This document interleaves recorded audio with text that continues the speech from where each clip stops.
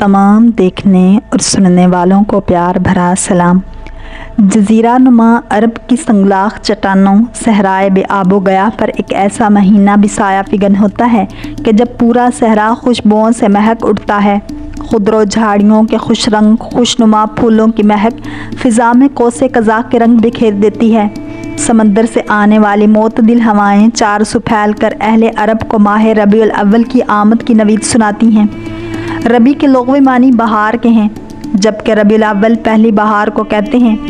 यह महीना अरब का सबसे खूबसूरत महीना है। चुनाचे अहले अरब बहार के इस मौसम को अपने अहले खाना के साथ गुजारने को तरजीह देते हैं। रबीउल अव्वल तक़वीम इस्लामी का तीसरा महीना है। अल्लाह ताला ने अपने महबूब इमामुल अंबिया शहनशाह अरब व अजम साहिब लौह कलम हादी आज़म सैयदुल बशर शाफ़ी महशर साक़ी कौसर रहमतुल लिल आलमीन फ़ख्र मौजूदात वजह तख़लीक़ कायनात रिसालत माब हज़रत मोहम्मद मुस्तफ़ा सल्लल्लाहु अलैहि वसल्लम अहमद मुज्तबा सल्लल्लाहु अलैहि वसल्लम की दुनिया में आमद के लिए इस बाबरकत महीने को मुंतखब फरमाया। ये वो वक्त था कि जब कुर्रा अर्ज़ पर जुल्म व सितम और तारीकी का राज था। पूरी इंसानियत सख्त इज़्तिराब, इंतशार और इंतहाई ज़वाल व इन्हतात का शिकार थी। शिरक, बुत परस्ती, जंगो जदल, लूट मार, शराबो ज़िना और जुए जैसी बदकारियों इल्लतों में डूबी दुनिया आखिरी सांसें ले रही थी। हालात इस नहज पर पहुंच चुके थे कि अल्लाह की दराज करदा रस्सी किसी भी लम्हे खींची जा सकती थी। वाक़े फ़ील को अभी सिर्फ 50 दिन ही गुज़रे थे कि अल्लाह ने नोए इंसानी को तबाही और बर्बादी के गहरे गारों से निजात दिलाने के लिए अपने महबूब सल्लल्लाहु अलैहि वसल्लम के ज़हूर का फ़ैसला कर लिया। और फिर रबीउल अव्वल का महीना दोशंबे का दिन और सुबह सादिक की ज़ियाबार घड़ी थी कि जब आफ़ताब रिसालत सल्लल्लाहु अलैहि वसल्लम की ताबनाक किरणें जज़ीरा अरब पर ज़ोफ़िगन हुईं और देखते ही देखते खुर्शीद इस्लाम की दरख़शां शुआओं ने पूरी दुनिया को रोशन और मुनव्वर कर दिया।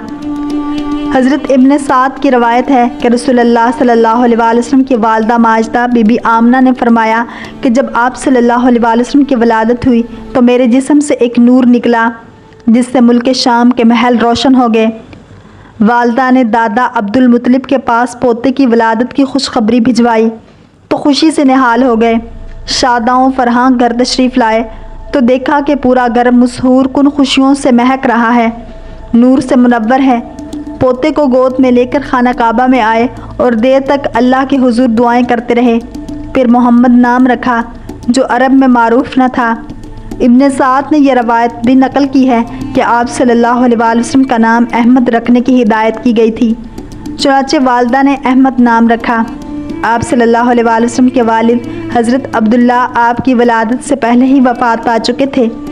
रवायत में है कि हज़रत अब्दुल्ला बीबी आमना से निकाह के बाद अरब के रवाज के मुताबिक ससुराल तशरीफ़ ले गए। वहाँ 3 दिन क़याम फरमाया और फिर वहाँ से तिजारत के गर्ज से शाम चले गए।